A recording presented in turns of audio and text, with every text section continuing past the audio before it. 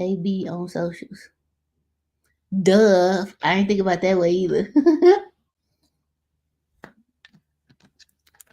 I gotta start covering people's stuff. They not sponsoring me, but we from Detroit. This is medicine. Hey, hit me up if you come in. Detroit. What's our event next Friday? Real Estate Fridays. We got lenders coming. But so, what up, though, y'all? Thank y'all for tuning in to What Up, Though Fridays. Today's topic is Detroit news you can use. It's a bunch of stuff going on in this great city. It's so much that's coming up. Uh, Go Lions! I don't care what happened. We didn't care who won. We really wanted both teams to lose, but hey, it's all good. But we going to the bowl next year. And next year the Super Bowl is supposed to be in New Orleans or New Orleans, however you say it. It's one of my favorite cities, so it's up and stuck if we go. Cause it's gonna be so black. Just let y'all know, cause New Orleans is that city. But all right, couple church announcements. Detroit Real Estate Weekend is first weekend in August.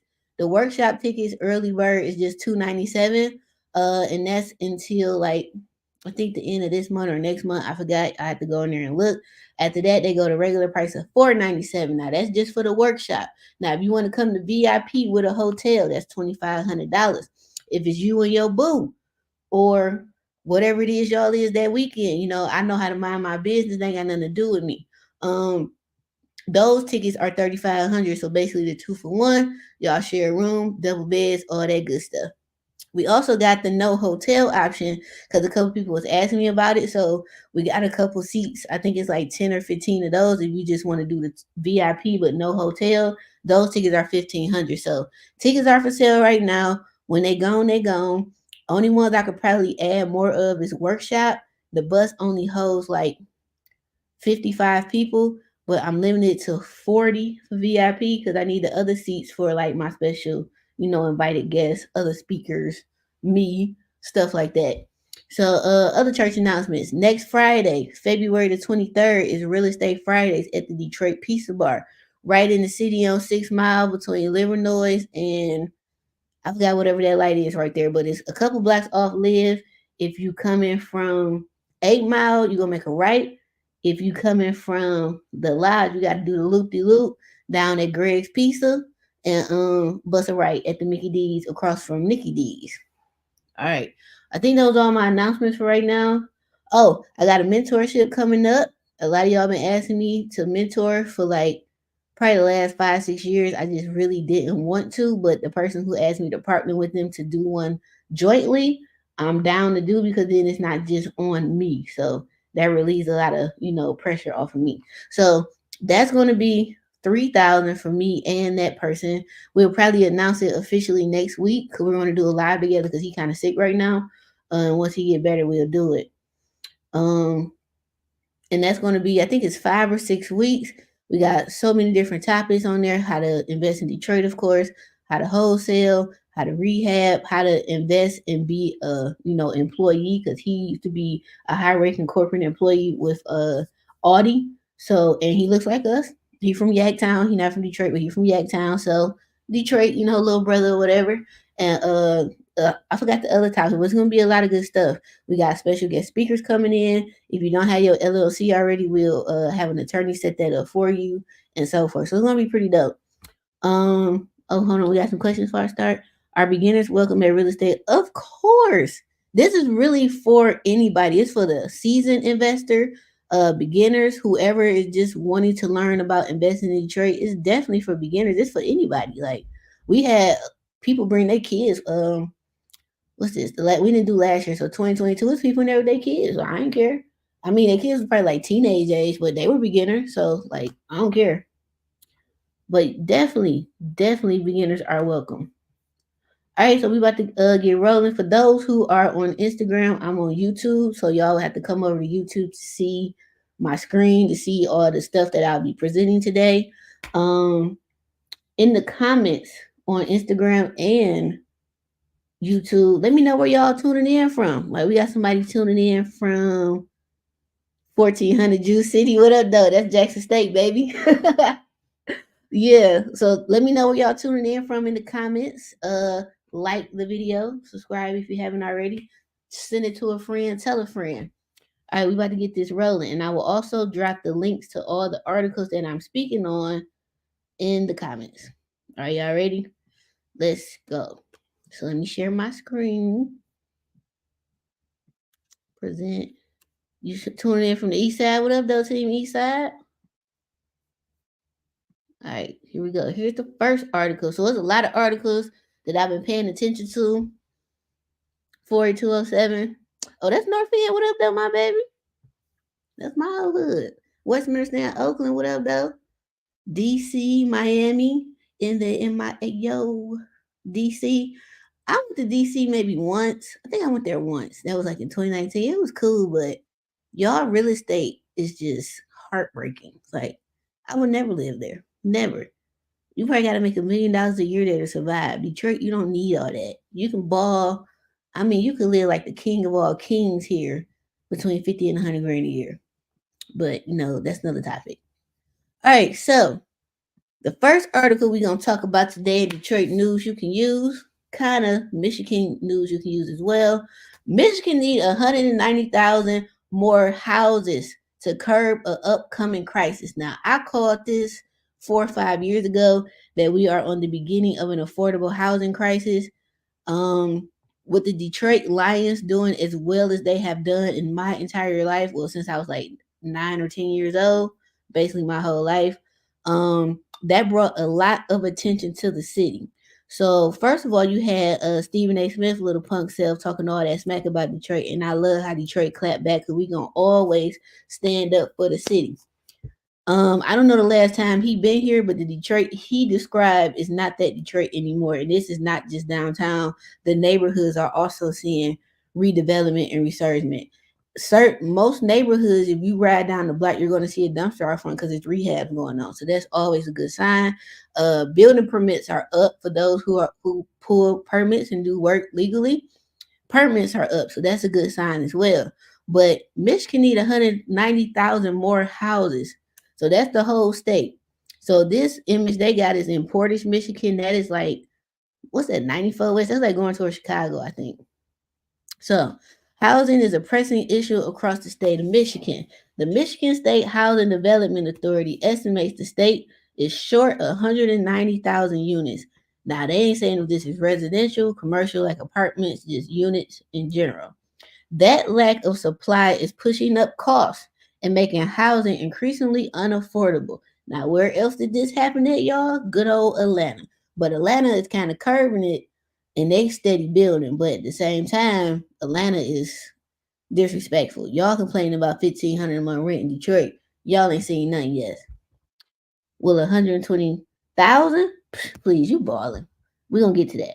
All right. With this crisis at hand, the state is trying to find innovative ways to meet housing needs. We have people scrounging for houses, said Amy, how do you say her last name? We ain't about to say all that. But she's the executive director of the State Housing Development Authority, so she's important. An aging population is also an issue in Detroit. I call it this as well because I just look at my family. Most of my family came to Detroit during the great migration where everybody came to work for the plant.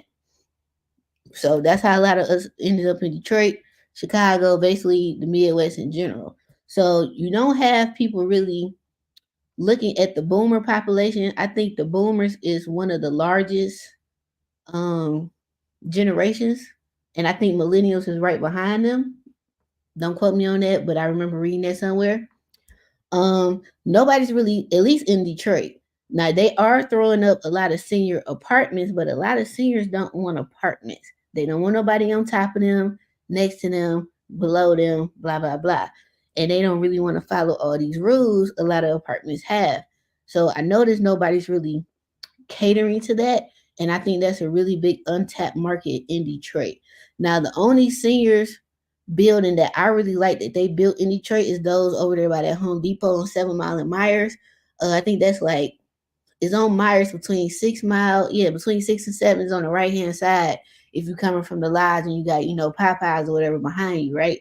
So those are condo kind of style or duplex and they're all one floor. That's a little bit better. I see a lot of those down south, like in South Carolina, Georgia, Alabama. I seen some in Florida like that. I think Detroit needs to build more of those. Or even if they want to do single family ranch style 2 bedroom, 2 bath houses in a nice community, I think that would be dope too. That's just me, because that way the seniors don't have to go up and down those stairs. There's no basements, and they still have enough space for like if their children, grandkids, or so forth. They got a roommate or a boo, or still married or whatever. They got still enough space. What else they said in this article? Well, that's just my opinion. That wasn't in the article. So even though Michigan's population growth is on a decline, I got another article about that. The number of households grew from 3.8 million to 4 million in the past decade. I think that past decade is people who's moving to Detroit. Either they from Michigan and they left and came back, or you got just people coming here. Like we seen a big influx of people from the East Coast. Um, a couple people who bid it on Big Orange when it was on the market. They were from Jersey, Philly, uh, and Baltimore. I seen people buying houses here from Cali, of course. Where else? New Mexico. But yeah, Arizona, stuff like that. Why would they want to come from hot to cold? I don't know, but I guess it got to do with our pricing. Like I think Michigan has some of the best houses in the world, or specifically Detroit. A lot of rehabs I've done our houses on 100-year-old or more. So that's a lot. Um, they also pointed to vacation homes eating away at the supply too. So vacation homes are on the rise here in Michigan. I guess Airbnb and other rental sites. Half of the country's second homes are concentrated in 8 states, including Michigan, according to the National Association of Home Builders. In 6 Michigan counties, more than half of the housing stock is second homes. That's pretty big. I wonder what counties those are. Michigan is a beautiful state, which I agree. Especially if I haven't been up north since I was a kid, but I was like, this summer I'm gonna make my way up to Traverse City because Traverse City is beautiful. You got the sand dunes, you got beach, all that. And then in the winter, you can go up there and go skiing. And in the fall, a lot of people travel to up north Michigan just to see the leaves turn because it's so pretty. But yeah, Michigan is a beautiful state. Lots of people want to have a second home in Michigan, whether their primary residence is here or not. And we've had an increase in short term rentals as well, which has squeezed our rental market. I think a lot of that short term rental is like the traveling nurses program. People come in here who just work for a minute and leave and they don't want to just commit to nothing. You got that too. And then Airbnb is doing a whole lot better in Detroit now compared to what it was when it first came here, at least in my opinion. At least downtown. Now the houses I can't really say, but downtown, midtown for sure. Um this is compounded by high development costs that put housing out of reach for many. An estimated 18% of Michigan families are housing burdened, meaning the cost of housing is over 30% of their income. Mortgages hit their highest rates in over 2 decades last year, and the average rent jumped nearly 14% in a year, which is the second largest gain in the country, according to rent.com. Steep rent increases prompt lawmakers to introduce a package of bills that included policies like lifting Michigan's ban on rent control. Good luck with that. Even folks that could afford rentals before because landlord leases are up for renewal, they can increase it. True. I don't think there's no cap on rent here. Yeah, college rentals, forgot about that, especially if you like in Detroit, like in the midtown area, North End, because that's all by Wayne State. And then like Fitzgerald neighborhood, hell, Sherwood Forest, Rosedale Park, kinda. What's the other side of Fitzgerald? Bagley District, the University District, all that's by University of Detroit. So that's probably taking up some of that housing too, because you got teachers and stuff who might do short term rentals over there, college students and so forth, which is smart because there's a lot of 2 family flats over there. Uh, I might have to read that. Where is rent most least affordable? All right, the Michigan State Housing Authority rolled out late last year a housing readiness program which provides $50,000 to cities and towns so they can make zoning and land use policy more housing friendly. So it's getting to the point where they like, hey, let's change some of this zoning and land use laws so we can make it more residential. That's pretty serious. A tax program approved last fall will help fund affordable housing developments. The Michigan Hope program provided up to $27 million for energy efficiency home upgrades, and the newcomer rental subsidy helps immigrants and refugees afford housing. I got a problem with that. So you already got Michiganders, Detroiters who can't really afford, housing, or we got a housing crisis with them. So then y'all gonna put set asides for immigrants and refugees. Um, I did okay. Let me rephrase. I actually got mixed views. I don't have a problem on it from the owner side because I own properties and I can rent to them, and that's guaranteed rent like Section 8. But from a Detroit citizen side, I got a problem with it because there are Detroiters who need affordable housing, but there's no housing stock because we renting it to them, and or either they just can't afford it. But this migrant issue is really, really big. And I don't know if people have been noticing it. Like I follow Anton Daniels, and he's been speaking on it for probably about a year. And I think it ain't really hit Detroit yet, but I think it might because we have a lot of factory jobs in Detroit. We are unionized, but I think Michigan overall is now a right to work state. Don't quote me on that. And these immigrants will come over here and learn whatever they need to learn, speak a little English, and do that job for that 1850 that y'all was out there striking against. So see how that play out. Michigan is taking these unique approaches to plug a gap left by the Fed. Federal housing assistance has plummeted to its lowest rate in 25 years. As rental and housing costs have continued to climb, meanwhile, the U.S. is short a reported 3.2 million houses. That's across America. That is crazy. If anybody want to come on here and talk, I'll drop the link in the chat as well. 7 Mile of Myers, what up, though? Newbie checking in, what up, though? Very bold. And I'm gonna drop this link in the comments so y'all can read it. All right, so that's the first article. The next article, I got like a whole email. We might have to break this down into 2 sessions because this is crazy. All right, article number 2. Oh, let me see what questions y'all got first. All right, so do you offer paid one-on-one support to help a motivated beginner code? Absolutely. Anything that's paid within reason that doesn't compromise my morals and integrity, I will more than likely do. Just outlive me. I got you. I live in Detroit, but then grew up there. Okay, whatever though. Let me check the gram. Any questions? All right, no. All right, next article. So, what happened to it?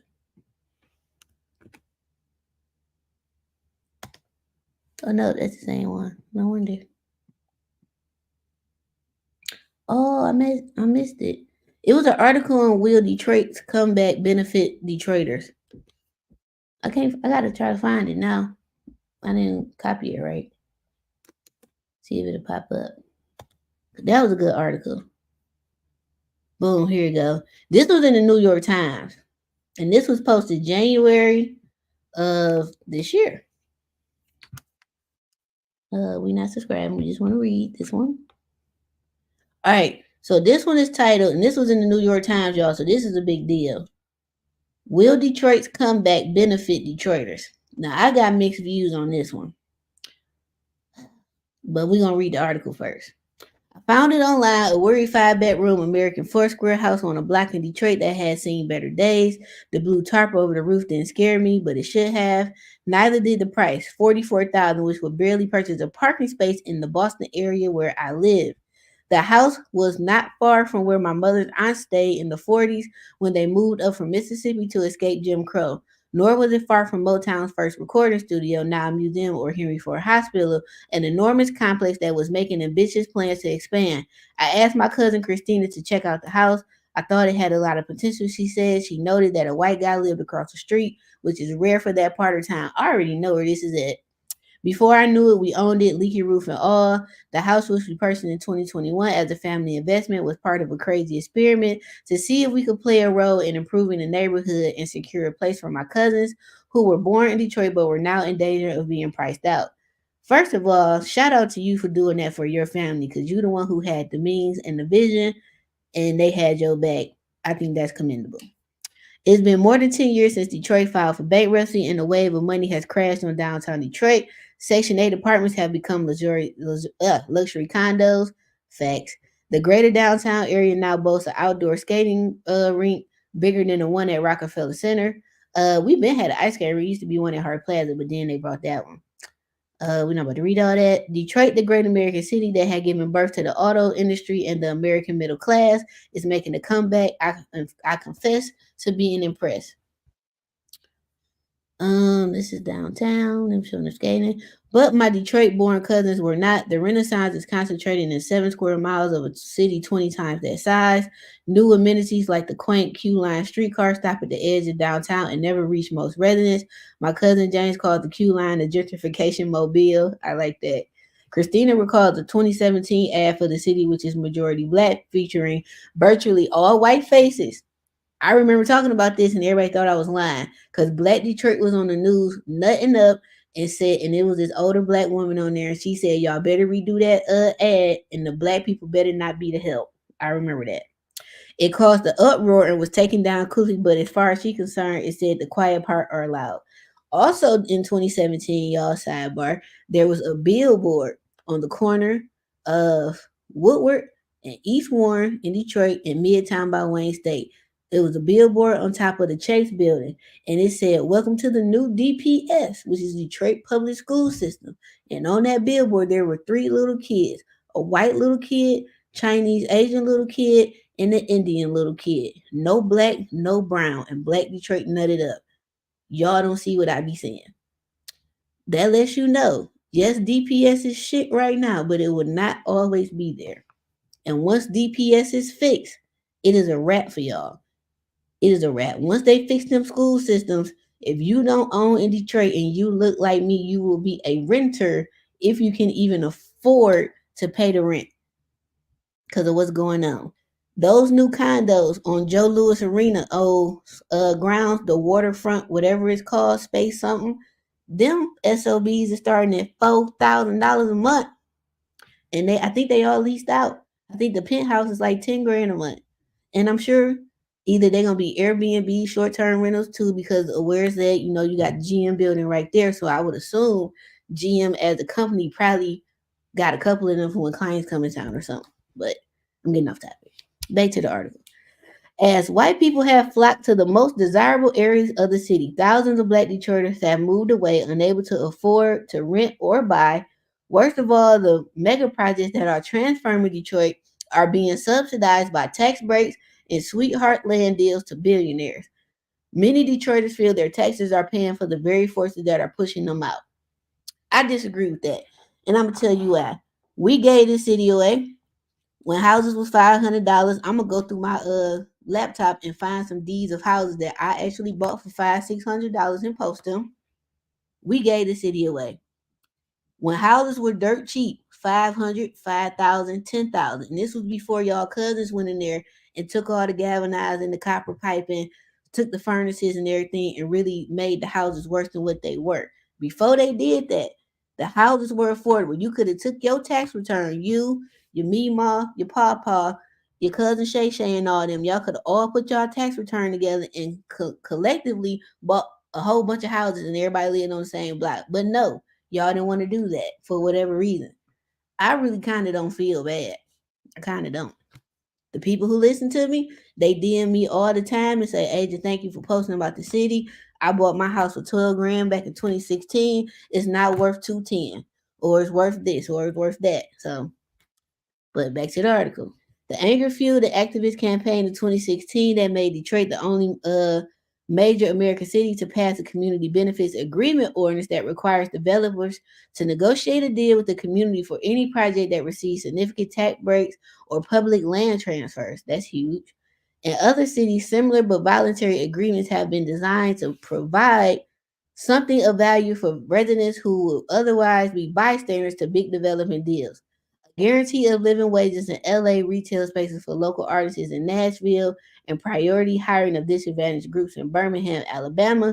But in Detroit, which passed a watered down version, it's not clear whether this ordinance can give lifelong Detroiters a bigger stake in the city's success.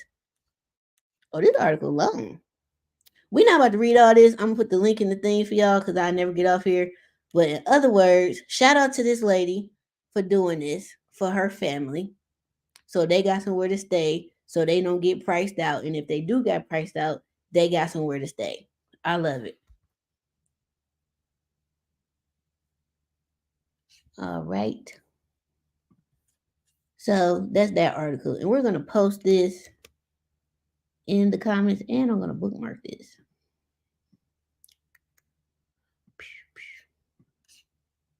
That's a good article. And I'll bring this up in more detail. All right, we got a question. Do you do full rehabs up the code? Come on, bro. Who do you think you talking to? I do everything up the code. We pull all permits. You must be new here. Here's the article. Me and my hubby bought in 2003 to 2017. Shout out to y'all. Good job, husband. Good job. All right, let me see. Any questions? Nope. All right, we're gonna keep rolling. Next article. And if you're on my email list, I will email these out as well. All right, next up we got dollars for duplexes. I applied for this. So we're gonna see what's gonna happen. They say they're trying to help the small developer, blah blah blah, so they can combat this rent, blah blah blah. So we're gonna see. Because I sure applied. So this was back in November. Detroit landlords can apply for duplex repair grants. What to know about it? All right. No, I'm already subscribed. Thank you. Landlords who own duplexes in Detroit may be eligible for a new grant to repair their properties. The City of Detroit and housing developer CHN Housing Partners announced a new program for small-scale property owners of duplexes to get up to $15,000 per unit and as much as $45,000 for each structure. So I applied for this for Big Red. Even though $45,000 won't put a dent in Big Red, $45,000 I could still do some stuff with. I could either get all my windows and maybe HVAC or HVAC. I'll probably do trades. I'll do the bigger stuff for 45. So I'll probably do HVAC and maybe plumbing and some temporary power. And that's a strong maker. 45,000 really ain't gonna do much. Cause I gotta get 2 furnaces, 2 high water tanks, all new ductwork across both units. Yeah, that 45,000 really might just cover HVAC, but that's cool. 45,000 more than I had. Dubbed the Detroit Duplex Repair Program, the funds are intended to help landlords make renovations and bring homes to compliance. The $2.3 million program is funded by a Detroit share of American Rescue Act dollars. I wonder when we're supposed to find out. All right, property owners of duplexes, 2-floor flats, or triplexes. See, I keep telling y'all we got duplexes, flats, triplexes, and so forth. Like a flat is not a duplex. It's 2 different things. A flat is on top of each other. So you looking like if this the front of the house, right? You have a door on the left, a door on the right. One door gonna go up, one door gonna go straight to the back. That's one version of a flat. The other version of a flat is one front door. You go into the foyer to the right or straight ahead is a door, or it might be both, and that's one unit. Then you go up the stairs and it's another unit. That's still a flat. But repairs that could lead to you getting a certificate of compliance. The completed units must be available for households with incomes up to 60%. So if you take this grant money, right, you have to rent your houses to basically make it affordable housing.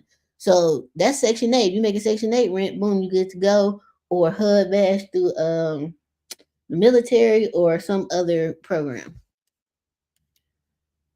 Property owners with any Detroit property, including single family and multifamily homes, who contain a certificate of compliance on or after November 1st are eligible to receive a $750 rebate. So this came out in November. If before November 1st you already got your certificate of compliance, you can get up to a $750 rebate for as many as 10 units or up to $7,500 because you already got your compliance and paid for it. So they're basically giving you the money back. That's kind of cool. Questions. Do you know any programs for commercial units rehab? We have an 8 unit. If you're in Detroit, you need to come to Detroit Real Estate Fridays next week because we got lenders coming and you can ask them what you need to do to get funded. Under the city of Detroit's rental ordinance, yes, we have a rental ordinance for y'all who rent homes and don't do it that way. We do have one. And I suggest that you get all your stuff from rental compliance because the more development comes to the city, the more they're gonna be cracking down on you slumlords, which is a great thing. Cause tenants, they reading the same stuff I'm reading and they know their rights. So good luck with that. Landlords must keep their properties safe by registering them, passing inspections, getting the lead clearance, and paying any outstanding fees or blight tickets. I don't have to do lead clearances because I go to my houses, so I know I'm gonna pass. But if you get this is a little note for y'all. So if you pass a Section 8 inspection, you can use that same Section 8 report and submit it with your rental certification of compliance application. Now you got to pay the fee. I think it's like 150 or something like that. You submit your Section 8 approval inspection report with that, pay the fee. City won't even come out and they'll give you your compliance letter and it's good for 3 years. So that's something you should know. Let's see what else. Although it's hard to say how many rentals do not have certificates, one U of M study found that as of March 2022, 6% of Detroit's 87,000 rental properties were up to code. That is sad. That is fucking sad. So as of 2022, March 2022, which was 2 years ago, only 6% of 87,000 rentals were up to code. That is sad. There are more than 42,000 landlords, 87% of whom own one or two properties, but most are not registered within Detroit's formal rental system. That is sad. Since I'm about to rent Balfour, like I'm good to go. I just got to register it as a rental, and I'm gonna have to pay no sad. For more information about the Detroit Duplex Repair Program, this was due by November 30th. If a landlord is deemed eligible after filling out the form, they receive an email 10 to 15 business days. So I guess I wasn't eligible because it's February. But I applied. The worst they can tell me is no. All right. And let me put this in the comments. So y'all got it. All right, next article. Oh, we might get through these. We'll see. All right, $100 million is headed to Detroit to replace our lead lines for you licensed plumbers out here. It's a lot of work out here. Whole lot.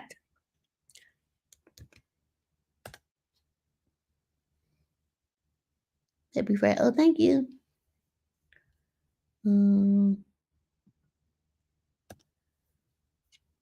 Why didn't go? Oh, they got rid of the article? Say the page. Let me Google by the article headline. You say the page don't exist. What? Nope, didn't pop up. This was in the Michigan Chronicle. They was doing $100 million. All right, I found it on the city of Detroit. Click on Detroit. There we go. I guess the Chronicle got rid of it. That's whack. All right, let me save this one. Somebody working hard. All right, so this article. Detroit now has $100 million to replace lead service lines over the next 3 years with more funding on the way. This is great news. Detroit is taking heed to, unfortunately, what happened in Flint, and we're getting ahead of the curve. And still, Detroit has some of the best drinking water in the world. There is now $100 million in a fund that will help Detroit speed up the replacement of its estimated 80,000 lead service lines in the city. The money comes from state and federal grants, and the replacement will come at no additional cost to Detroit Water and Sewage Department customers. Okay. Lead service lines are what carry treated water from the public water main to the house. The Michigan lead and copper rules require all lead service lines to be replaced over the next 20 years. Detroit houses built before 1945 likely have a lead service line unless the pipe has been replaced already, more than likely. Annual testing shows the water leaving the treatment plants is well within state and federal safety guidelines. While there is no evidence to suggest lead service lines are contributing to elevated blood lead levels, they do pose a risk. The influx of funding means DWSD will ramp up its current program from 700 replacements a year to 5,000. Goddamn. So somebody's hiring. So if you're a pipe fitter or something like that, this might be for you. I'm not going to read all that. The $100 million for Detroit lead service line replacement program is as follows: $75 million of the American Rescue Plan Act, $10 million of Michigan Drinking Water State revolving funds, $5 million Environmental Protection Agency, that's EPA, and $10 million for capital improvements. How to reduce lead exposure: run your water to flush out lead, right? Use only cold water for drinking and cooking. Use only filtered water or bottled water for preparing baby formula. Do not boil water to remove lead. Consider using a filter to reduce lead in drinking water. Get your child tested. Absolutely. This is important. So to you clients of mine or just investors who are too damn cheap to replace the old galvanized piping in these houses, if those kids come back positive for lead and it's from your property, you have a lawsuit waiting on you because you too damn cheap to replace the lines. When the house is vacant, before you put the tenant in there, just go and update the plumbing. I'm working on the house right now because this client, she don't ever listen to me, and every time she don't listen, something bad happened. The pipes froze and busted, and the ceilings fell in. So now we fixing it. This happened during those 2-3 weeks in January when it was just extremely cold. All of those is lead lines, and then it's lead lines mixed with PEX. So whoever did her plumbing, I don't or not her because she bought it like that, but whoever that was did a piss poor job. But update the plumbing, please, y'all. Convert everything over. I know it's gonna cost you a little bit more in your budget up front, but in the long run, it's gonna save you a whole lot of money. Because if them kids test positive for lead, you're gonna have to immediately repair that. You probably gonna have to put the family somewhere else, either in another property or hotel stay until that work is done. Cause they probably can't be in the house while the work getting done because they opening up walls to get to the pipes. They got to solder everything off, pulling stuff, and that's dust coming everywhere. So just do it. Just stop being cheap. Identify older plumbing fixtures that likely contain lead. So that's them old faucets, all the fittings, the valves, the pipes, all that. Basically what I just said.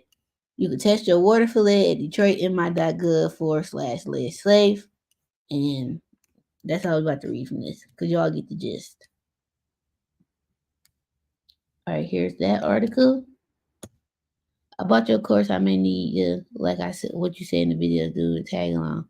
I don't know if I'm gonna do a tag along. I might. If I do it, it would be after Detroit Real Estate Weekend, so it probably have to be like in September or October before it gets kind of cold for the weather start changing. But Detroit Real Estate Weekend is kind of like a tag along for VIP because y'all with me for a whole weekend.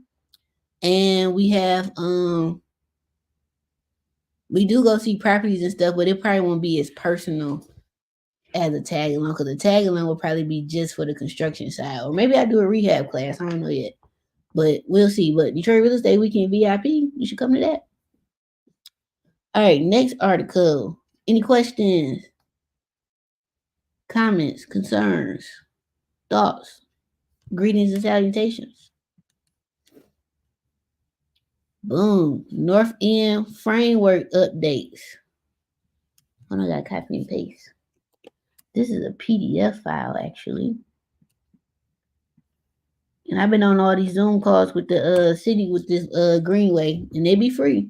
So if I was y'all, I would Google the Detroit Greenway. So this screen here is about the North End.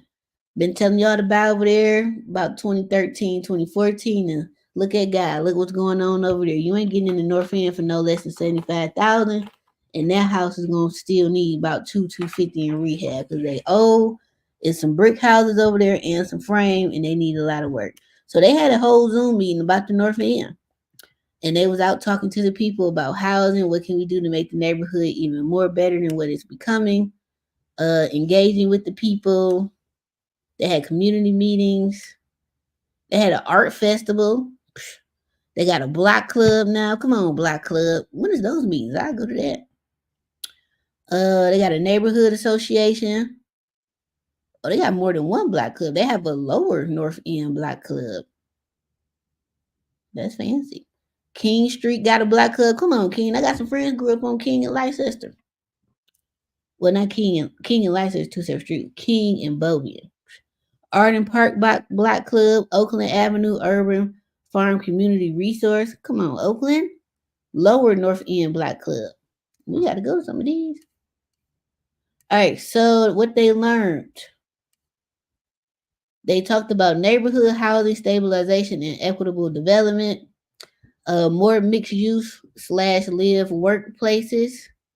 1 in 4 North End homes is vacant, which is a complete turnaround for what it used to be. I grew up in the North End. It was a beautiful, vibrant neighborhood.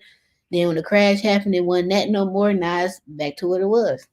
So that's good. So a lot of vacant land over there too. So what they hidden for, I don't know. North End has a mix of renters and owners, which is good. Nearly 1 in 2 renters are cost burdened. So 78%. Hold on, I gotta zoom in. It's small. Wait, no. What was this one? It was like 78% of song. Which one? Dang it. Oh, here you go. Lost my spot. All right. So the median home price right now in the North End is $201,940. The median rent is $824. Them houses must look the way they did when I was a kid. 78% of owners don't have a mortgage. Shout out to y'all. 78% of homeowners own their house outright in the North End. Good job. The median income is $23,823. Why I can't move over? There we go. All right. So what they are desiring to build in the North End is entry level detached homes, which is starter homes, probably all 1 floor ranch, attached ownership homes, so townhouse / condos, mixed use live work homes, preferred concept, infill with limited community service and development, mid block linear, pocket parks and open spaces, so more green space. Y'all know what time that is. Framework goals: allow and encourage a wide variety of housing types, preserve naturally affordable housing. So what's existing, basically they trying to keep, renovate, and keep it, but still make it affordable. I don't know how that's gonna work when a lot of them houses over there need a lot of work. Housing affordability: support the development of affordable housing through funding and incentives. Now that's possible. Collectiveship of ownership: allow and encourage alternate ownership options like low equity co-ops, first right of purchase, and community land trusts. I like that idea. Eviction protections: create education and policies on renter rights, eviction preventions, and emergency assistance. I'm all for that, but if you don't pay your rent, you got to go. I mean, I don't understand what prevention that is, other than they might need more skills to get better jobs, so that won't happen. But other than that, if you don't pay your rent, you out of there. Protect tenants, create education and policies on renter rights, same thing. Inclusionary housing: these tools require or encourage a percentage of all developments be set aside as affordable. Now, I do like that about Michigan. When you get all those tax breaks and stuff, so many units do have to be affordable housing. They want to talk about displacement. I'll post a link to this. This was on a Zoom call. So this is the North End. For those who don't know, my old hood. There we go, Westminster in Oakland. So this part of the North End is where they're working on. Let's look at this map. Commercial nodes, city owned, non-residential uses, non-residential buildings. I'm probably gonna put this in my packet for Detroit Real Estate Weekend, because normally I give y'all a packet of like up and coming stuff. So I probably won't print it off. It'll just be in a Dropbox link probably. But this is dope. What else they talking about? Oh, they talking about some rezoning, which is pretty big, to change some things over there so they can build more residential stuff, have more mixed use developments along commercial corridors, which they are saying will significantly contribute to the growth and sustainability of mixed use development. So that's a dope. So I'm not about to read all this because this is 15 pages, but y'all kind of got the gist of it. And we're going to put that link right here in the comments. Any questions, comments, or concerns? That's still a good pop.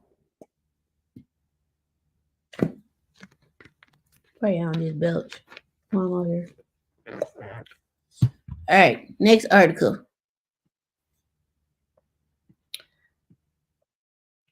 Message.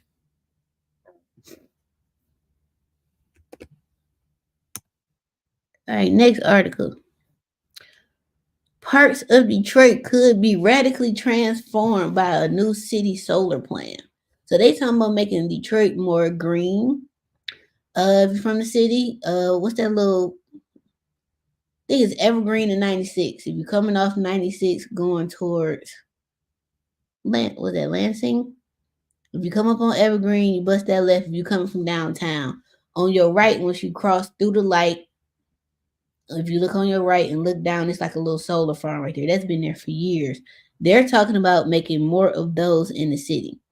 So neighborhoods east of Palmer Park could soon be transformed by a city plan to power municipal buildings with 6.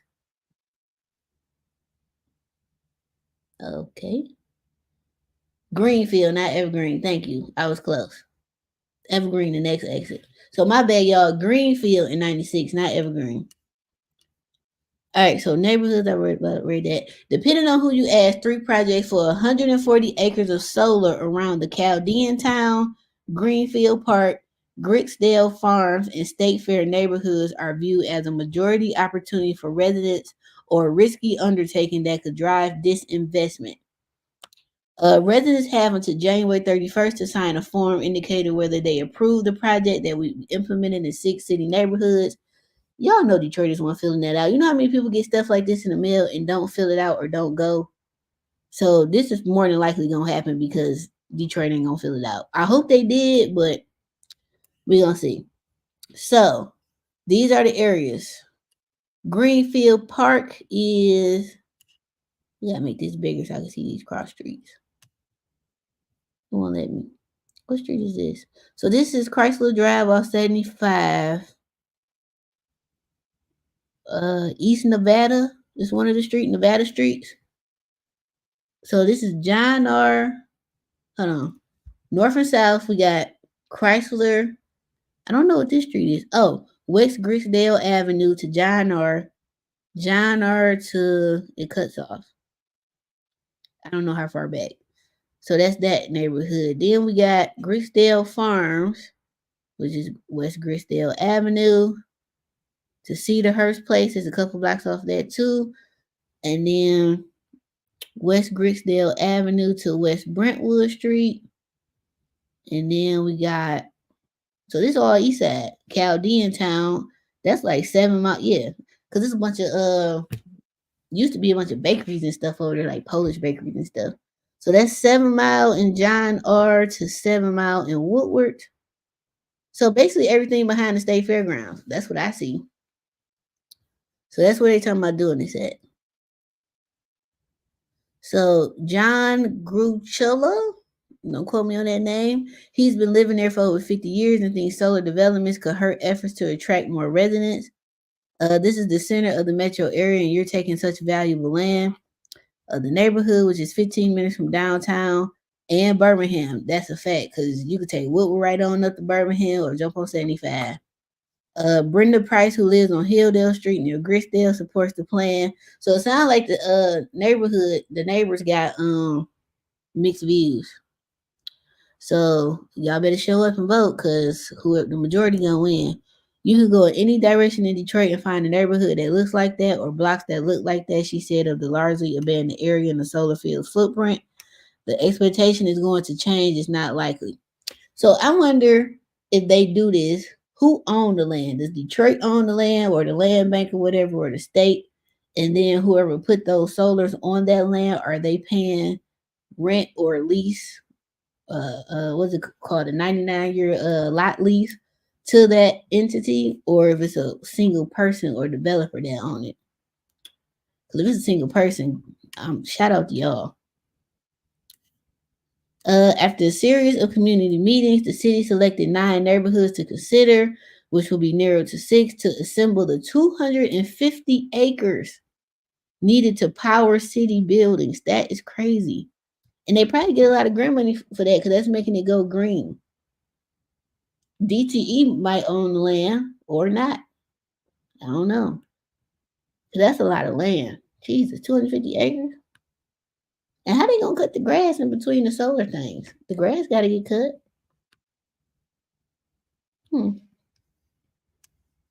They say they had a real man. I would have went to this little community. They said it got real heated, a little drama.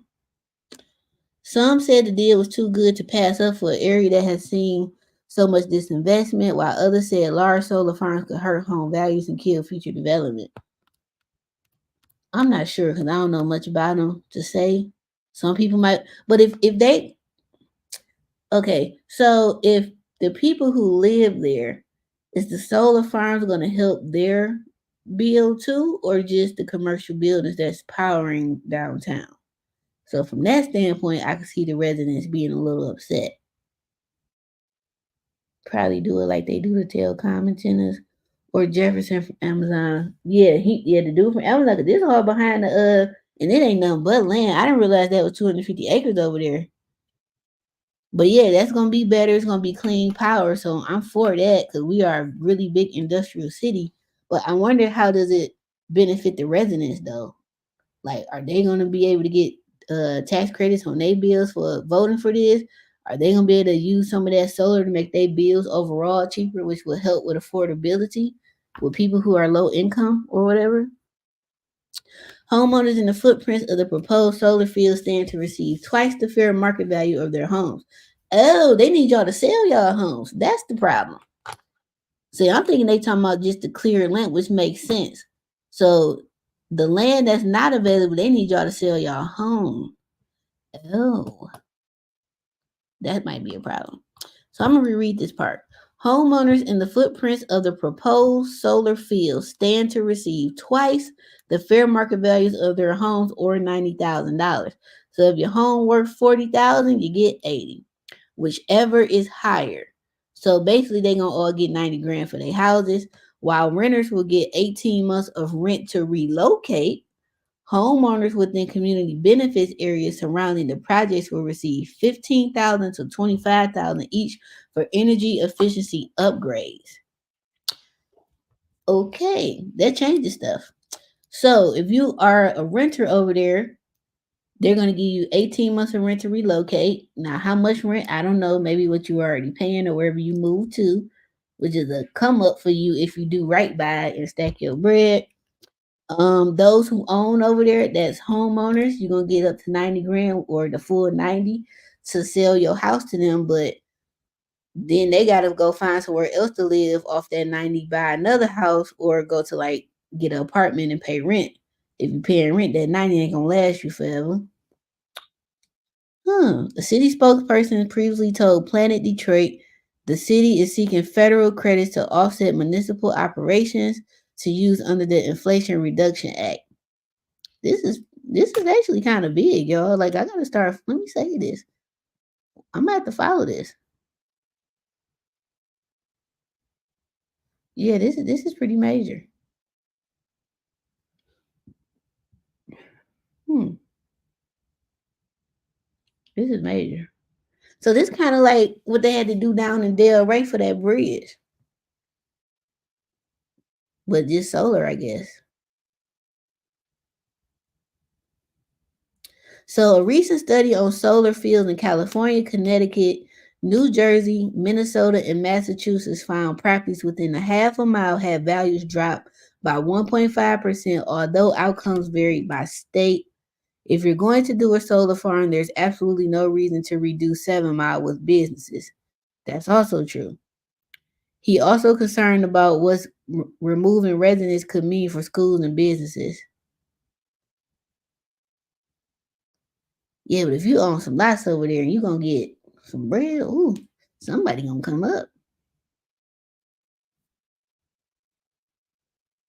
So climate experts are saying that solar power is crucial for dealing with the climate crisis. True. All right, y'all. We gotta keep following up. This is kind of serious. I'm gonna see if I can find out where their community meetings are and go. I would think anybody could go. Hmm. And another concern I would have is, are y'all gonna hire people from the neighborhood to install these solar things? Which means, of course, they gotta go learn some type of skill, but I wonder will they do that too? But one lady who agreed with it, who live over there, she like, look, y'all, that money gonna be life changing to some of us. That's a fact. They ain't never seen no 90,000 at one time. Now what y'all do with it is on y'all. If y'all don't do right by it, that's different. 18 months free rent, that gives somebody who's low income an opportunity to save money to buy a house, put a kid through college for a year or two. That's true. 90,000 is a lot of money for somebody who never seen it. That's life changing for anybody.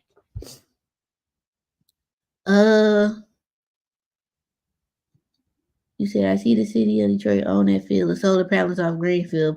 Yeah, they do. My parents got paid to turn the house solar about 5 years ago and don't regret it. Company paid them a lot of money. I always seen them articles, but I guess that junk is true. So I think I might do it too, because I'm right by Bella House. So we get hella sun over there. This is like when they built 75 and brought my grandma house in the 60s. Yeah. But that's eminent domain. This not eminent domain though. They've been doing a pilot for about 10 years on solar homes in Detroit. Yeah, you gotta send me some information on this, y'all. We gotta let me make a note. I gotta look into this. Look into, cause I turn all my property solar. What? In Detroit. And they need power for all those new buildings and houses cheaper than building a new infrastructure. That's true. This is a really good article. I'm gonna have to follow up on this. When was this wrote? Oh, this was wrote January this year, so this is pretty new.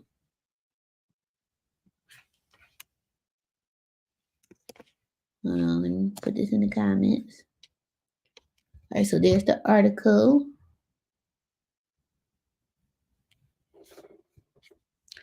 All right, y'all. Next article. Boom. Joe Louis apartments are finally open, starting at $4,000 a month. Let me post that article. I think they call it the water. See if I can pull it up so we can look and be nosy. Here we go. Look inside the luxury apartments rented for $2,300 per month. So they started $2,300. So I guess 4,000 was just clickbait, or maybe that's a different unit. So the 2,300 one is probably maybe a studio or one bedroom. Let me just Google Joe Louis apartments. Cause then boom, we go to the website. Come on, now let's see who they really good for. Let's get the accurate. So they are called the Residence Water Square Detroit. That is quite fancy. That Detroit Living Elevated. I don't see no black people in these renderings. I see the little doggy. Okay, there go some black people. I was about to say, where's the colors?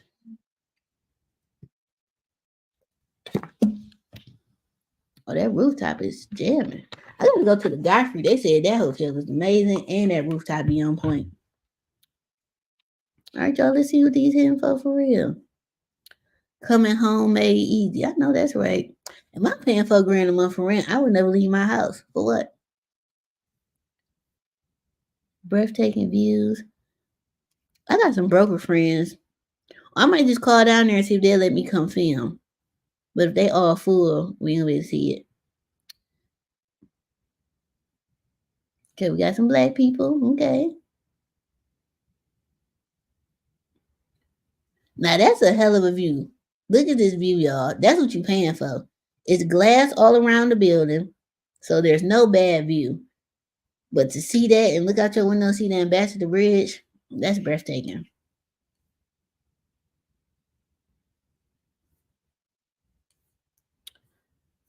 Let's see. Book a tour.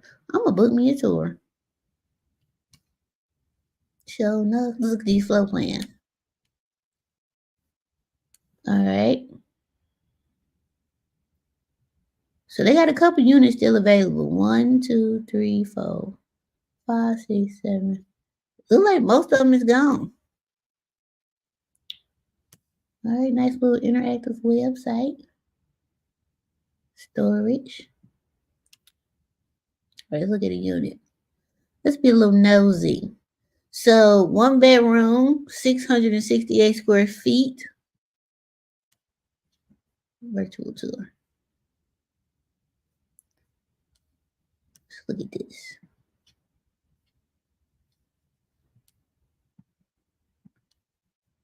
Okay. Exposed ceiling with the loft look. I like. I don't like it ain't no double sink. I don't know why y'all keep putting these single sinks in houses. Like, people don't cook. That is small though, 668 square feet. But if it's just you and a little dog or something or a cat, you smooth. Washer and dryer right there. Okay. That's all the clothes that you get for 4,000 a month? Oh, it's another side. I was about to say, excuse me? I guess that's the bathroom. No tub, just a shower. Okay, that's cool. Tiled all the way to the ceiling. So you can enter the bathroom from there or the room. Nice appliances. But for $4 grand a month, I'm gonna need my refrigerator to be able to give me ice and water from the outside. I'm sorry. All right, let's look at another unit.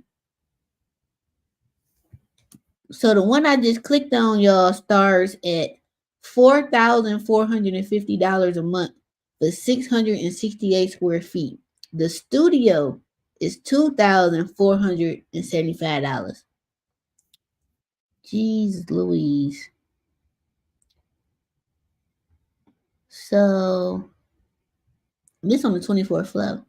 So I guess depending on your view, because they got different 1 bedrooms, but the pricing a little off. All right, let's see. What are 2 bedrooms? That's crazy. That's what the 1 bedroom starting at. So why these 1 bedrooms?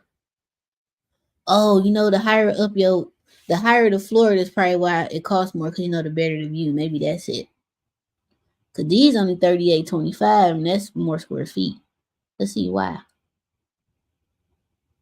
So this 784 square feet, and it's starting at $3,825.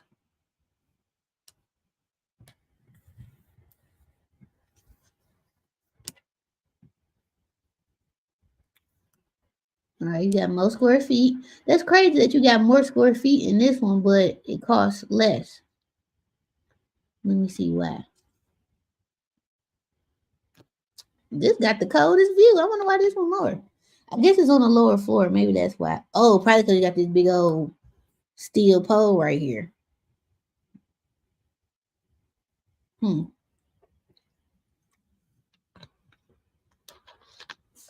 Maybe that's why.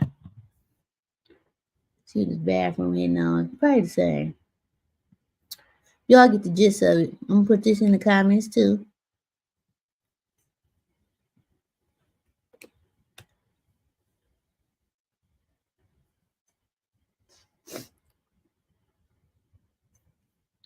That's crazy.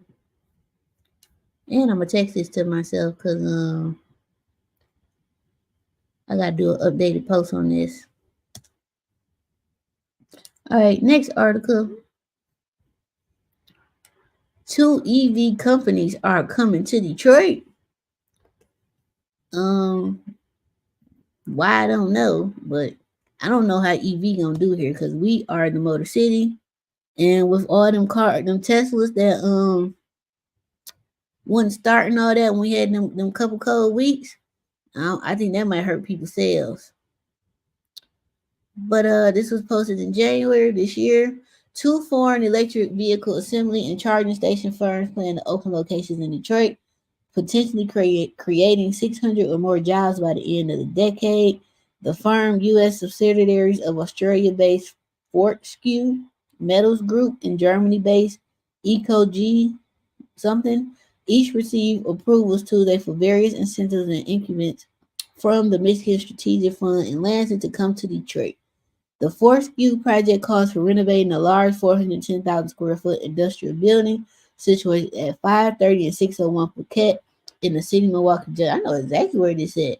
That's the ones off the freeway. Do they know how much it's going to cost to do that? I mean, they got the bread, so I ain't tripping. Yeah, that's gonna be a lot. The Paquette facility, currently vacant, will become Fortescue's U.S. Advanced Manufacturing Center. The company hopes to undertake interior renovations soon and start up its first battery assembly line in the building by March 2025. Boy, y'all got some big goals. If all goes well, they anticipate creating 560 new full-time jobs at the facility by 2030. The building was originally 2 Fisher Body auto plants, right? Most recently was used as new center stamping for equipment storage. We considered almost 100 sites across the U.S. and ultimately chose Michigan because of the excellent business advantages it offers. The company's $210 million figure for total anticipated investment includes $20 million for having purchased the Paquette site last year. It was $20 million for that? Well, it's a lot of land, I guess. $84 million in future building renovations and $106 million in new machinery and equipment. Okay, so they know what it's gonna cost. The Detroit News previously reported that developer Christos Moisides sold the Paquette building to the subsidiary. All right, we might read all that. While the company anticipates 560 jobs in Detroit by the end of the decade, officials didn't say Tuesday how many people it expects to be employing next year when the plant starts up. The company must create a minimum of 420 jobs by February 2031 to keep the full incentives or face clawbacks. Okay, I kind of like that. Make them folks do what they said they was going to do. You want to come here? I think that's dope. Just teaching people a trade, a skill, and you're going to learn something. But just because they build them here don't mean we got to sell it here. They probably going to build them here and ship them to who knows who. So I am for it. All right. Keeping on going. 5 Detroit projects are moving forward. So these are some big projects that had came to a standstill due to permitting issues or some issues, funding issues. So this was posted January 10th of this year. 500 to 600 jobs sound like contractors. I don't think the jobs they talking about is the people who actually gonna be building the batteries once the plant is done. I think that's what they mean. But it is gonna bring jobs as far as to the construction companies who do the actual renovations. That's for sure. That's gonna bring money to the city. But I think the jobs is actually doing that. You can't see the city of Detroit being able to sustain adding jobs. I can. The issue is that people got to go learn the skill. That's the bottom line. You trying to really make some money, you got to go learn the skill. Like just be able to get by with little jobs here and there. That Detroit is almost gone.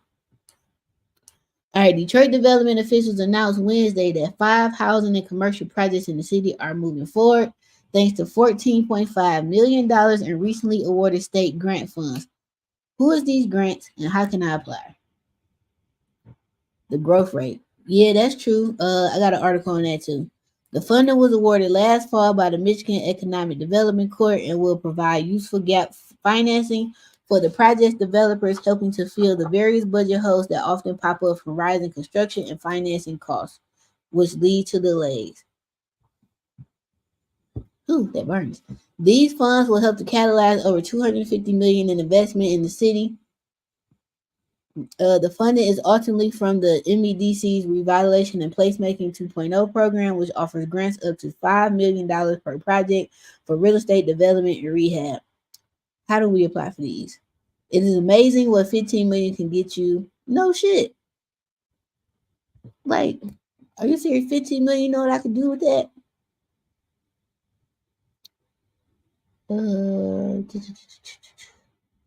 So the former Jefferson Intermediate School, which is at 950 Selden, is being redeveloped into commercial space. That's gonna be dope. So here are the projects. The Broadway Loft, they getting 4.275 million to go to redevelopment. Who else? Who the developer? Trying to see if I know him. No. The Arthur Murray Building, the Fisher 21 Loft, they are getting 4.75 million. They are converting the 600,000 square foot building to 433 apartments, including retail space, a co-working space. At least 20% of the units will be below market, so that's the affordable housing thing that they probably had to do for the grant. Hosey, that's Richard. I know him. Richard Hosey, that man, like, he's a hell of a developer. The Arthur Murray Building, 14.9 million to convert the first franchise location of the Arthur Murray Dance Studio, 16621-53 East Warren. They're gonna get 2.13 million. Build 32 apartments plus ground floor retail space. The Jefferson School at 938 Selden, that's a beautiful building. So I'm glad they're not tearing it down. It's in Midtown. The rehab was started several years ago by an out-of-state development firm known as the Q Factor, but they missed its once anticipated summer 2022 opening as the Industry Detroit building. So it looked like Invest Detroit is doing it and taking it over. So that's good. Got an indoor track. All right, the Deco, the redevelopment of a long vacant two-story commercial building at 16703 East Warren will receive a $2 million grant. The $4 million project is led by developers Brandon Hodges and Damon Dickerson and will result in 6 new apartments and ground floor restaurants space. And that's it for that article. So that's pretty big. That's major. We got some more development coming to the city, and they got some money to do it and they have to pay for it. Good old American way. All right, what questions we got? Are there any grants to help Detroit homeowners renovate their homes? I am aware of assistance for seniors, but what about younger homeowners that live in the city? There were some that I saw last year, but I think they're probably too late. I just suggest you go to the City of Detroit website and scroll through there. Look on MSHDA's website as well. That's MSHDA, Michigan. What is it? Michigan State Housing and Development, something like that. Along that with the acronym, but yeah, I suggest that. But this just goes to show there's a lot of free money out here, man. A lot. I spoke to a grant writer the other day, so I'm working on that too. Like I got a lot going on this year. Getting into this government contract. I just hired 2 business coaches. One is for strictly for government contract. Me and him actually real cool. Like he killing it out here. And Dave, the business bully, I don't know if y'all follow him. He's my branding and marketing and all that coach. So it's about to be up. I told y'all I ain't dealing with homeowners no more, so I'm smooth. Up from Atlanta need primary residence. Where should I buy? Depends how much you're trying to spend. If you come in next Friday, we can kind of talk. But it depends. It depends on what you try to spend. You can always buy Balfour. Big Red, you can come see it whenever you want. I'm actually doing an open house Saturday from 3 to 4. If anybody want to come see Big Red to rent it out, because I posted it on Zillow last night for rent, and my emails and phone been blowing up, which I knew it because how that house look. It ain't gonna be hard to rent, but I'm definitely gonna be very picky about who I rent it to. All right, next article: Detroit's land value tax. Now, I've been seeing stuff about this. I haven't really read up on it, but I probably should. Yes, tomorrow. So the address is 5530 Balfour Road in Detroit. I'm having the open house from 3 to 4 p.m. tomorrow. I think like 10 people confirmed they were coming. So if they do, cool. If they don't, that's cool too. But it's an open house. Only thing I got left to do now since I'm keeping it, I gotta put some blinds in there. And then when they take the security system off the windows, I gotta touch up, all the drywall. And then when the weather break, I gotta paint outside and replace the slab in the garage because it is broke up pretty bad. All right, Detroit's land value tax explained. You're the best. Thanks for doing what you're doing. Anytime. You can also thank me with a donation via Cash App. But yeah, it's tomorrow. Uh, Detroit property owners could see major changes to their property taxes under a proposal that aims to cut costs for homeowners and address blight and land speculation. Mayor Mike Duggan says there's a lot to like about the land value tax. I think they voted against this because this was like right before the voting. All right, that sets different tax rates for the value of structures and the value of land. His pitch is straightforward. Detroit's current property tax system overburdens homeowners while promoting land speculation and abandonment. Reducing taxes on buildings while increasing taxes on land would cut residents a break and make it harder for speculators to hoard vacant property. Oh, so this sounds like this ain't for investors or is against investors. What's wrong with them hoarding property? I don't see what's wrong with that. If you got the money to purchase the house, what's the big deal? Or maybe he talking about hedge funds or something. Maybe I should keep reading. Legislation establishing Detroit's ability to create the land value tax was introduced in September. Lawmakers who spoke with Bridge Detroit said they're taking time to dig into the details and consider unintended consequences. Detroit residents are also getting familiar with the proposal.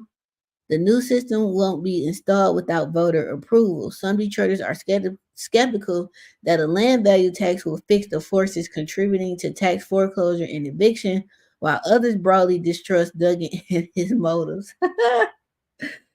Bridge Detroit spent the last few weeks speaking with policy experts, city officials, and residents to bring some clarity to questions about the proposal. Oh, we got to read up on this. So, what is a land value tax? A land value tax creates two separate tax rates for the value of improvements on property and the land itself. So, what I'm assuming is you buy the house, all right, but as you fix it up, of course, the tax value is going to go up because the value of the property is going up because you're renovating it. That's what I'm assuming. Duggan plans to reduce the city's operating tax by 14 mil while creating 118 mil tax on the value of land. The average homeowner will see 17% off of their tax bill, according to the city, which averaged roughly $184. They said this aims to solve two problems, which is to increase the cost of undeveloped land and to make it costlier to engage in land speculation, yet at the same time confer a tax break to homeowners. The value of land in Detroit's neighborhoods is much lower than the value of land in commercial corridors in the central business district. It's a difference of around $1.25 per square for residential versus $100 per square for downtown. That's a big difference. I might have to do one just on this because it's pretty long. Yeah, what happened to the NEZ zones? Roughly 7,800 properties in neighborhood enterprise zones can keep their property tax break until it expires. Residents who live in the zone can apply for a 50% reduction of Detroit and Wayne County operating millages. Yeah, I'm going to have to read up on this. Save. And I'll post this as well in the comments so y'all can go and read it. Because I got to read that and take notes. That's a lot. All right, we got 2 more articles left. I was able to get through all these.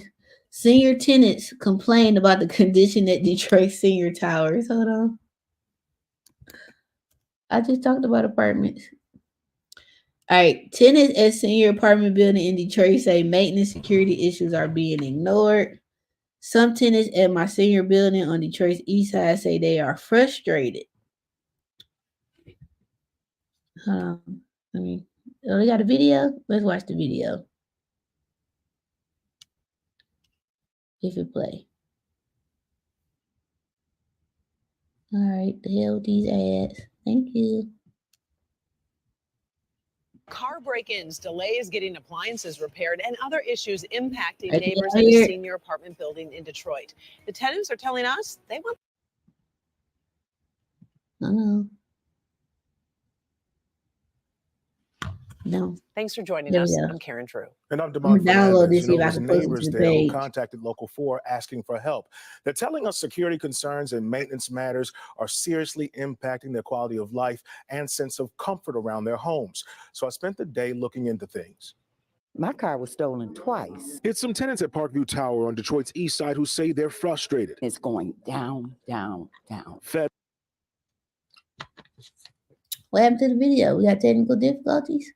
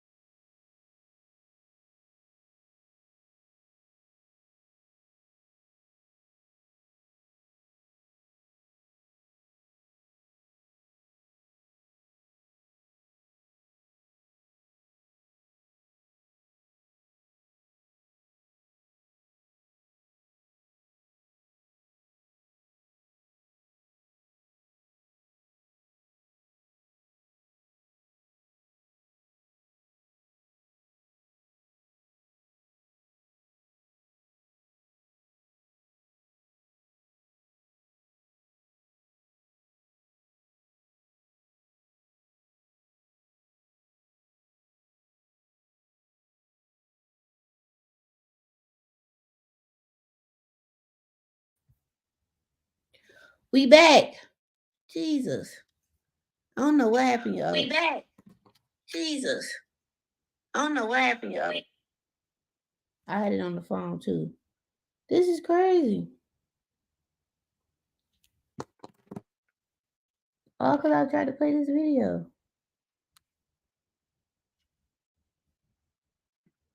I'm going to send this to myself and download the video to play later. That's crazy.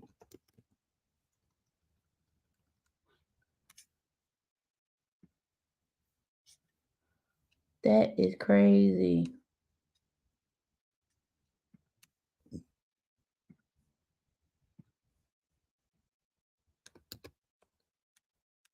That's crazy, y'all.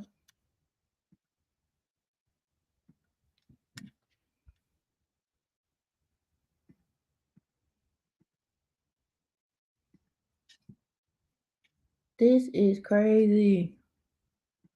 Jeez.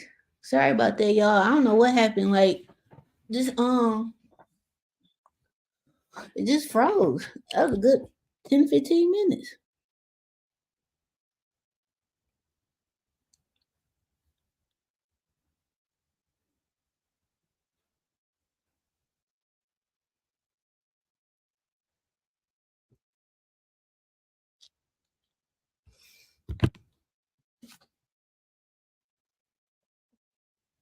That thing got cold. Now it's nasty. All right, y'all, I'm back. So I don't know what happened. Google Chrome just stopped responding for some reason. Because StreamYard is only good in that. So we back though. So I apologize for that. I might have to try to go back and edit that long part out, but that was like 10 minutes just froze. That's crazy. All right, so we're going to try this again. Present. Share screen. I was almost done too. I've been rolling.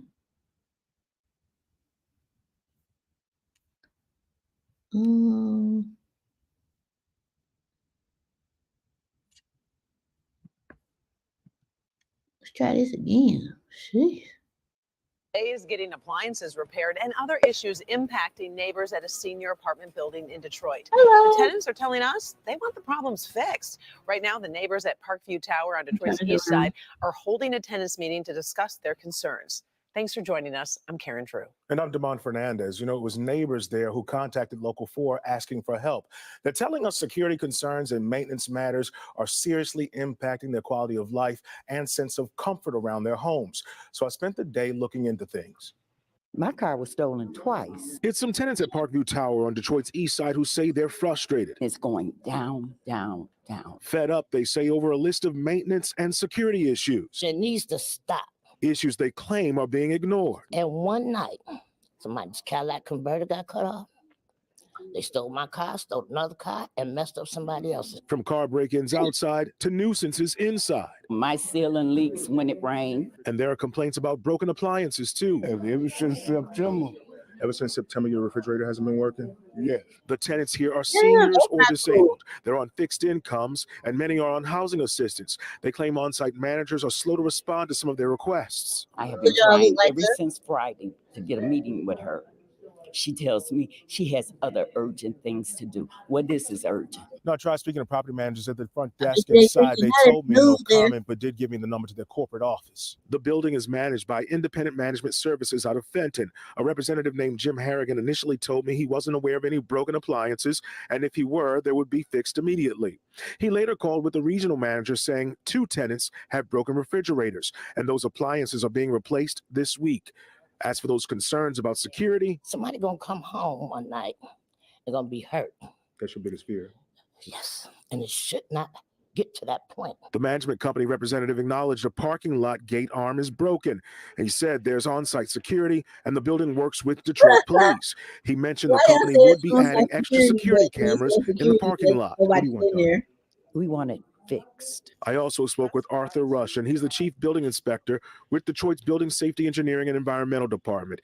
He says renters have options when it comes to reporting certain issues to the city. Filling paint, issues with electrical outlets and light switches, light fixtures not working, plumbing issues, heating issues. And there's a host of other issues that renters can complain about to the city. Representatives from Independent Management Services are aware of Parkview Tower Council tenants meeting that's happening right now, and I'll be checking in with the neighbors to see if anyone from the company showed up. I'll also be staying on top of things to see if they follow through on delivering the new appliances and security cameras. Now, if you have something you think we should check out, or if you need help, all you have to do is get in touch with our help desk. We've made it really easy to get in touch with us. You can scan the QR code on your screen, or you can just go to help.clickondetroit.com. It'll be interesting to see what comes out of that meeting, Yeah. right? Especially for that 93-year-old man, I Mr. Ford. know. He's been waiting since September for a 93 years refrigerator. old. And after our That's a calls, we found blessing. out it's going to be delivered to Where him these people's tomorrow. family at? Good news. Yeah. Good work. Thanks, Timon. Damn. All right, what's next on my news list? Oh, I only got one more article and I'm done. Sorry about the technical difficulties, y'all. I did want to show this video too, though, about the Towering riverfront apartment building new is now condos open they at the built former on the site of Joe riverfront. Louis Arena in downtown Detroit. The Residences at Water Square is a 25-story all-glass residential high-rise, the first of its kind in Detroit. It has about 500 units, and the building is pet-friendly. The structure itself was built in just under 2 years' time by Detroit-based Sterling Group, who acquired the Them boys 5-acre 2300. property The back one in bedroom 2019. Mayor Duggan says this shows how far the what city we has said come the after article earlier, bankruptcy. it was almost $4 grand. You had a soon-to-be-abandoned hockey arena on this site. And the city in 2014, the idea of building a new high-rise, you think about what you had here at the time, the David Whitney building sat empty. The David Stott building sat empty. The book building sat empty. The train station sat empty. In 2014, nobody was thinking that this site is going to have any kind of short-term value. Now, remember, we said these are high-end luxury apartments with monthly rent ranging from $2,000 to $4,800. Mm-hmm. Hold on, there's another article, one I want y'all to see. I don't want this boy to trip on me again. Not that one. This one. So they finally tearing down the old YMCA on Jefferson. What is that between? A Detroit landmark coming down. Demolition begins at the Hannon Memorial YMCA building on Detroit's east side. Thank you for joining us this noon. I'm Rhonda Walker. And I'm Priya Mann, in for Jason Colthorpe this afternoon. The former YMCA building that we were talking about first opened back in 1928 and served the community for decades, but it has been sitting empty for over 20 years. And the city says the building is now a hazard. Sean Lay is live for us today as crews continue the demolition. And Sean, not everyone is thrilled to see this historic site go down. Because it was at one time a beautiful building and a huge cornerstone of the community. We're live out here because this really is a big deal for Hannon YMCA to be finally coming down here. As you both mentioned, 20 years plus it's been vacant. And look at this. This structure is enormous, almost a half block wide, almost a half city block deep. Really served a purpose here in the community years ago, but then became this, a hazard. The crew right now taking a break, but they're taking this place down basically brick by brick. And neighbors around here happy now to see it go because it had been such, not just an eyesore, but a danger. Let me show you some video. Our cameras out here early this morning for really what could be a historic demo. This is demolition 101 for the City Construction and Demolition Department. Demo 100 was on Friday and continues. That's on the west side. But this is one of the big ones. Coming down here brick by brick, starting early this morning. It's going to take a while to come down. Historic site here, but after the YMCA let this building go, it got into a couple of different hands. Nothing really happened with the building except for Job Corps was in here for a little bit, and then the city had to take it over and just had to finally bring it down. Keep in mind also that Mayor Duggan likely passed this building on the way down. We're on East Jefferson on the way down to City Hall, the Coleman A. Young building, all the time, every day, looking at this thing, knowing that it's vacant, it's a hazard, and for right now, folks with the city are pleased that it's finally coming down. There's about 8 different neighborhoods that are going to be positively impacted by the increase of safety here, and so we're just excited. Make some glasses, Josh. Back here live. Okay, you talked about 8 different neighborhoods, this side, that side, a lot of people impacted by this. And the city is hoping someone will take this over when it's finally cleared off. But right now, too much of a hazard here. The entire roof That land about to be worth collapsed. a lot of money. We'll have some aerial footage for you. Right outside. This place didn't have a roof for years, and this place is Grosse just, Pointe all the windows are out. It is coming down brick by brick. Will take a while, and the city is hoping someone develops it after that. We'll talk to neighbors here. They should be rather pleased, actually. This place is finally coming down. Back to you. All right, next. All right, it's the last article. All right, so people are moving out of Michigan and Illinois faster than ever. So this is in contrast to the first article when they were saying that Michigan is short 190,000 housing units too. Verbo, that's the name of the other site I couldn't think about for short-term rentals. All right, so people are moving out of Michigan and Illinois faster than ever. In times of the gig economy, quick job shifting and moving, all these ads, moving around the country is becoming more frequent, and people will tend to flock where the work is or away from expensive situations. Well, Michigan ain't expensive, but obviously those aren't the only factors, but are possible contributors as to why people are moving out of Michigan and Illinois at near record numbers. They released their annual movers studies recently. The study tracks the company's exclusive data for customers' moving patterns, show that more people are moving to Vermont than any other state, with 65% of moves in the state being inbound. Is Vermont one of them places that have offered people to come there? I think so. How many people moved from Michigan to Illinois? Right behind New Jersey was Illinois, with the most people moving out. Right around 61% of moves in Illinois were people leaving the state. And not far behind them was Michigan, which showed that 58% of the population moves were outbound as well. The largest contributor to people moving out of Illinois seems to be for work, as nearly 26% of those moves were for work, but retirement also accounted for a little more than 21% as well. As for Michigan, 30% of moves out of state were for work, and 26% were because people were moving closer to family. It's very interesting.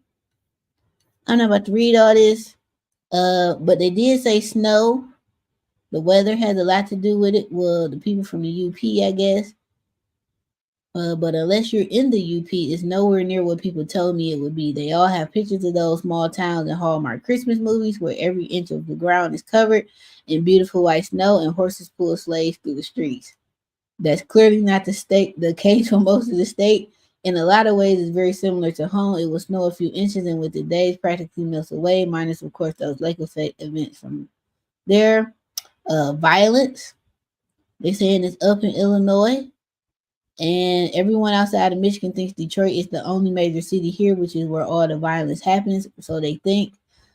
Funny enough, Muskegon Heights is actually listed as Michigan's most violent city, and is on the west side. News to me. So they saying the most violent city in Michigan is actually Muskegon Heights. That's something you learn.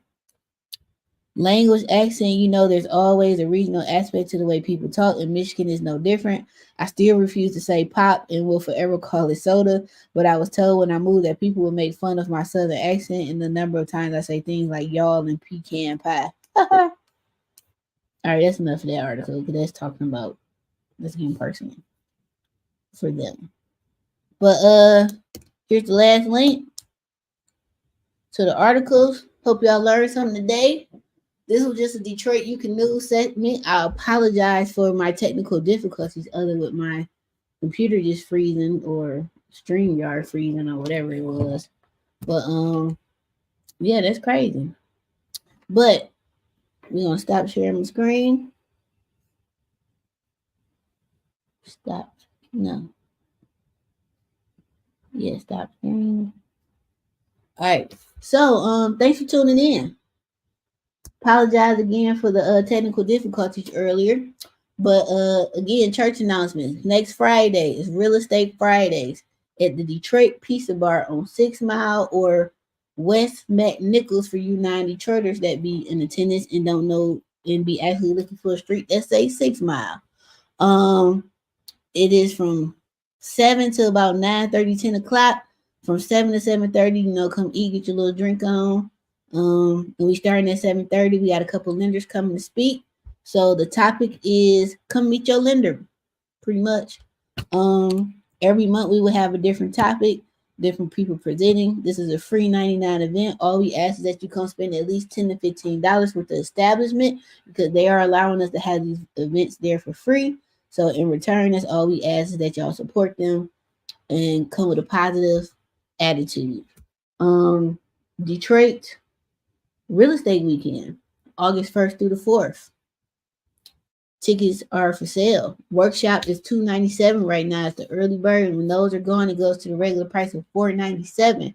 VIP is starting at $1,500. That's for the entire weekend, for the tour, for the meet and greet, for the dinner, for the container home tour, for the tiny home community tour, and for a tour of the city in general.